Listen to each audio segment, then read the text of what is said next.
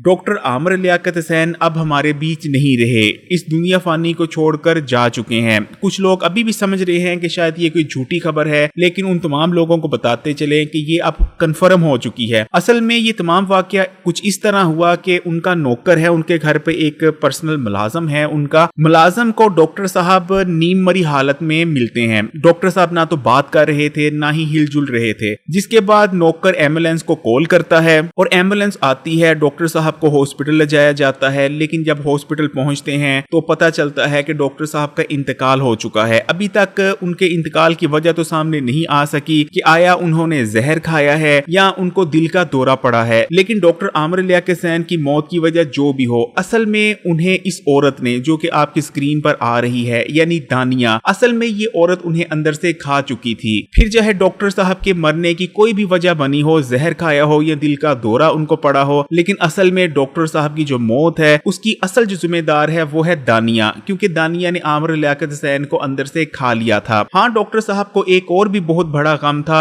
जिसके बारे में उन्होंने मुझसे खुद बात की थी। कराची में कुछ महीने पहले मेरी उनसे मुलाकात हुई थी। वो गम क्या था और वो भी उन्हें असल में अंदर से बहुत बुरी तरह से खा रहा था, वो भी अभी मैं आगे बताता हूँ। लेकिन सबसे पहले मैं आपको ये बताते चलूं कि असल में जो इस वक्त आमिर लियाकत हुसैन को सबसे बड़ा गम था, और यकीनन उसी गम ने आमिर लियाकत हुसैन की जान ली है, वो है उनकी वीडियोस जो लीक हुई थी। आपको जैसे पता ही होगा कि दानिया, जो कि उनकी तीसरी बीवी थी, उन्होंने आमिर लियाकत हुसैन की कुछ इंतहाई बेहुदा या आप कह सकते हैं कि पर्सनल वीडियोस लीक कर दी।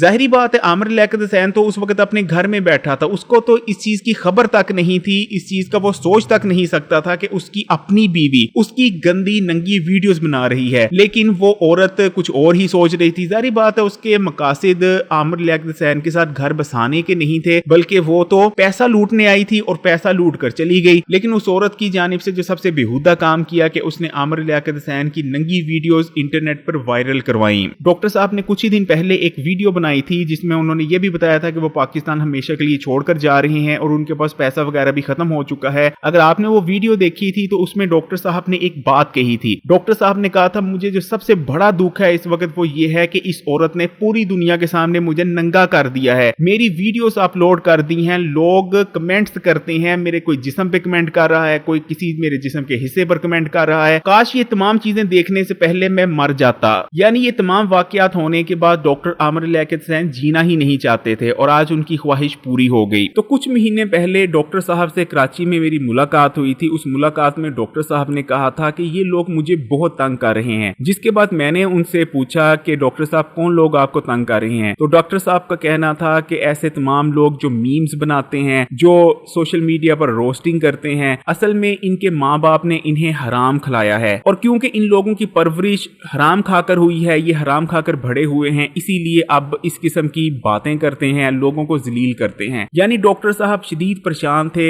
उन लोगों से जो उन पर मीम्स बनाते हैं, जो उन पर रोस्टिंग वीडियोस बनाते हैं। मैं ऐसे तमाम लोगों को इस वीडियो में बस यही कहना चाहूंगा कि खुश हो, जो तुम जो तंग करते थे आमिर लियाकत हुसैन को, उनको बात बात पर जलील करते थे, उनके ऊपर मीम्स बनाते थे, अब वो शख्स ही बाकी नहीं रहा जिस पे तुम मीम बना बना के हराम की कमाई कमाते थे और उसको अपने घर वालों को खिलाते थे। डॉक्टर आमिर लियाकत हुसैन की मौत की असल वजह क्या थी? क्या उनकी मौत कुदरती थी या उन्होंने जहर खाया था या उनका कत्ल करवाया गया है? जैसे ही मजीद इंफॉर्मेशन मेरे पास आती है मैं वीडियो बनाकर आपको अपडेट करूंगा, इसलिए खबरी को सब्सक्राइब कर लें और घंटी के आइकॉन को दबा दें।